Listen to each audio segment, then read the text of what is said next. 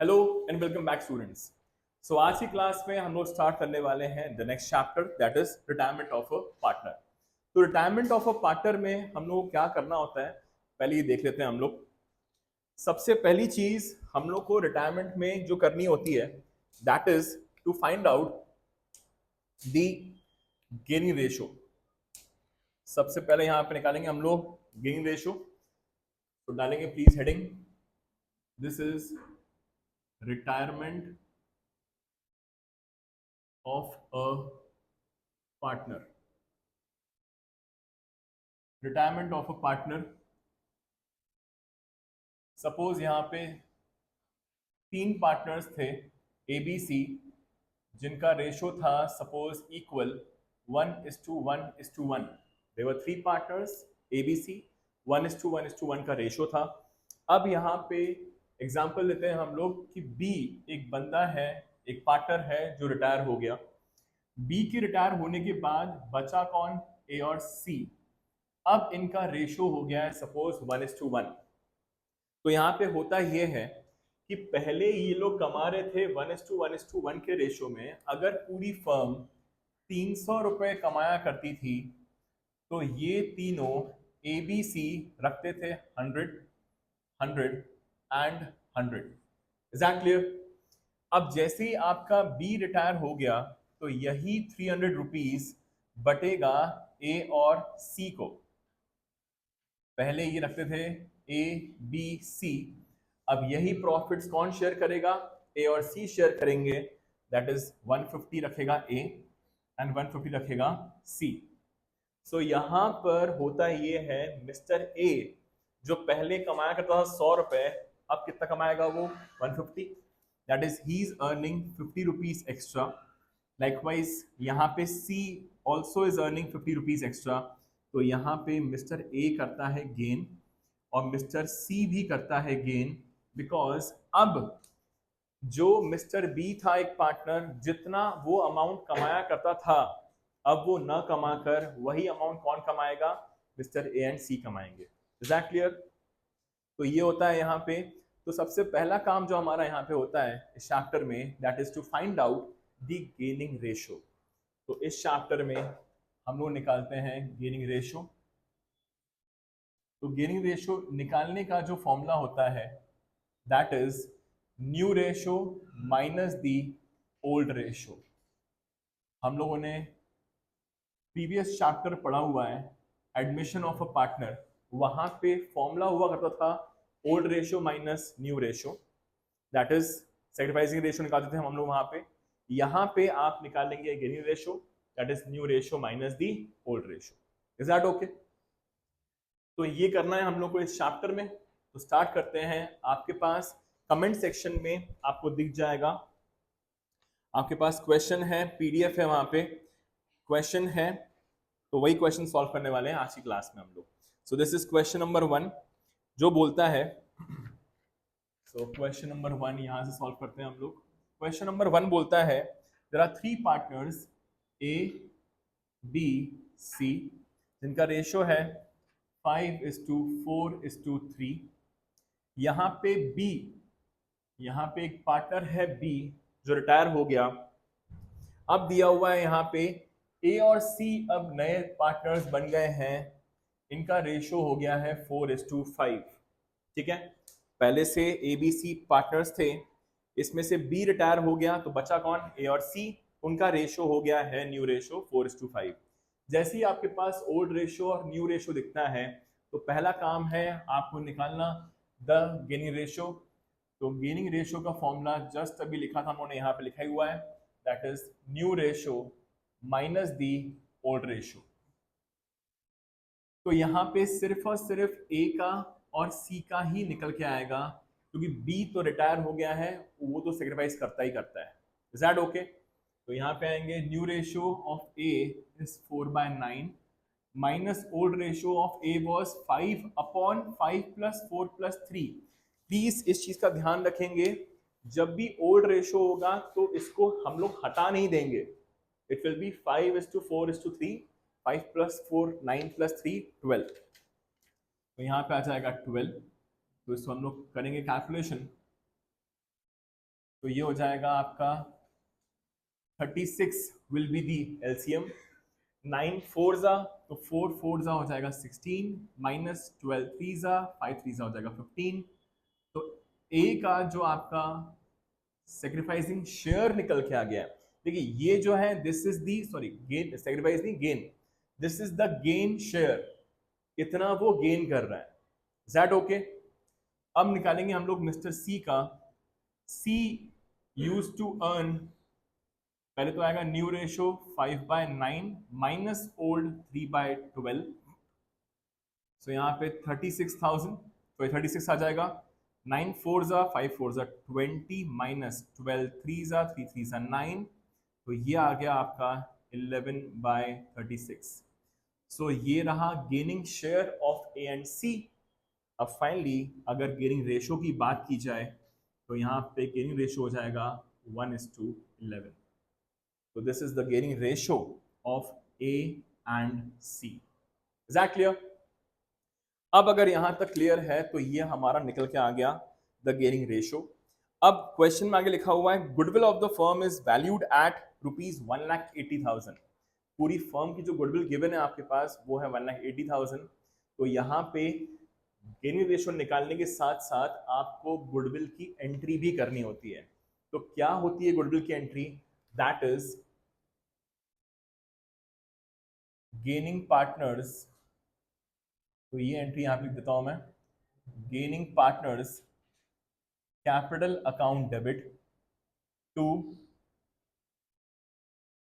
Sacrificing partners capital account. ये entry होती है जब गुडविल का ट्रीटमेंट होता है इस चैप्टर में, that is retirement of a partner वाले चैप्टर में।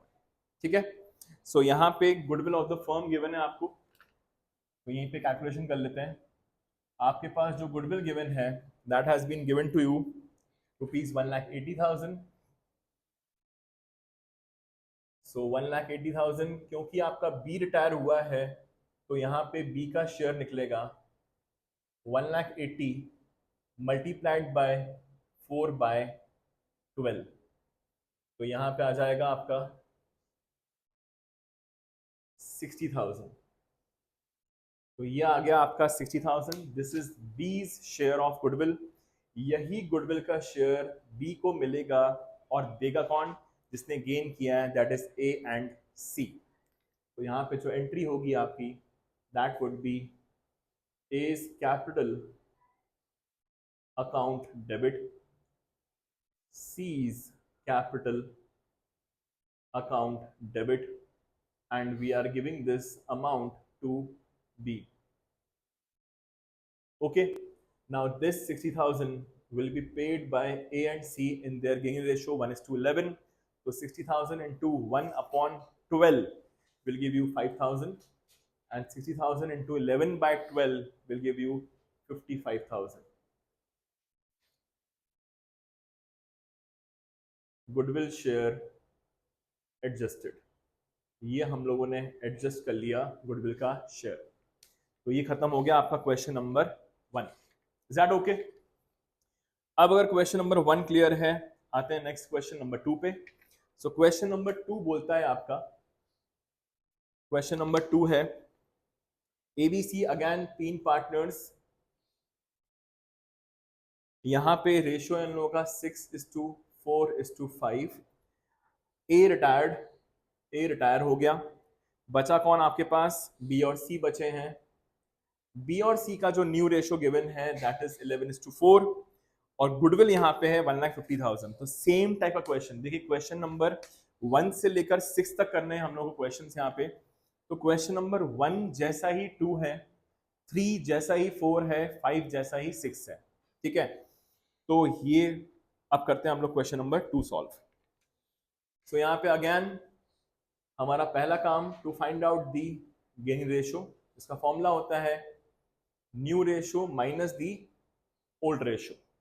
तो यहाँ पे निकल के आएगा आपका बी का, तो बी का न्यू इज 11/15, दैट इज 11 + 4 होता है 15, तो 11/15 माइनस ओल्ड होगा आपका 4 अपॉन ऑल द 3 का total 15, so this will give you 7/15 आ गया आपका बी का गेन।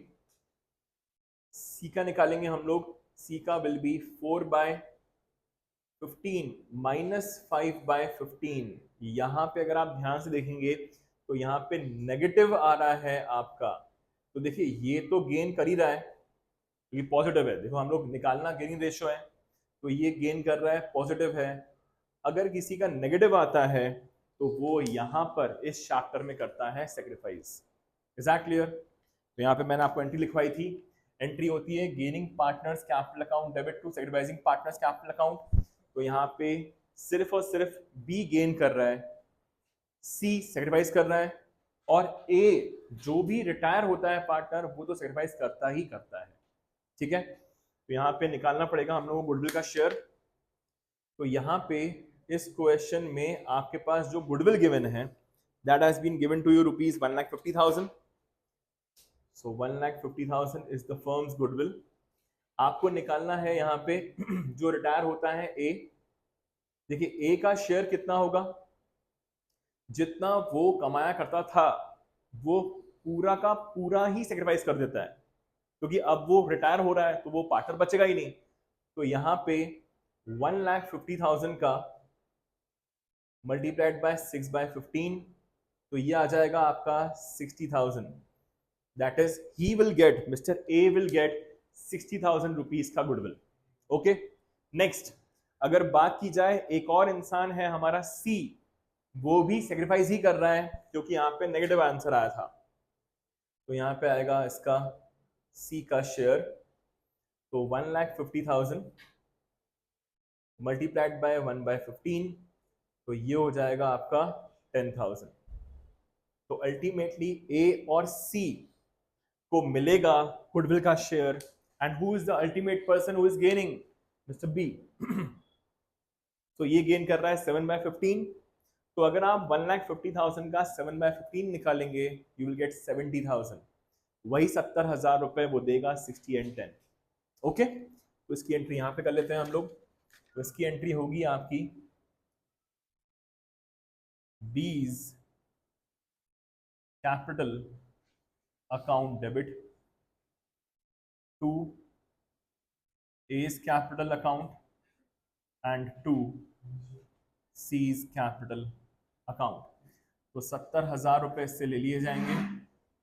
ए रिटायर हुआ है उसको देंगे हम लोग 60, और सी सेक्रीफाइस कर रहा है उसको देंगे 10। सो ये रही आपकी क्वेश्चन नंबर 2 की journal entry, and the gaining ratio was, अच्छा गेनिंग रेशियो लिखा नहीं है यहाँ पे मैंने, तो यहाँ पे गेनिंग रेशियो निकल भी नहीं पाएगा क्योंकि यहाँ पे एक गेन कर रहा है और एक सेक्रीफाइस कर रहा है। तो आप लिख सकते हो बस कि बी इज गेनिंग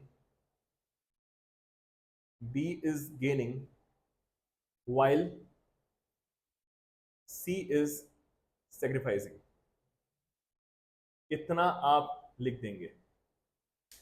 ठीक है, क्योंकि रेशियो यहां पे निकालना पॉसिबल नहीं है, दैट इज 7:-1 कोई रेशियो नहीं होता, होल नंबर्स पॉजिटिव में ही आपका रेशियोज होते हैं। ठीक है, तो ये खत्म हो गया आपका क्वेश्चन नंबर 2।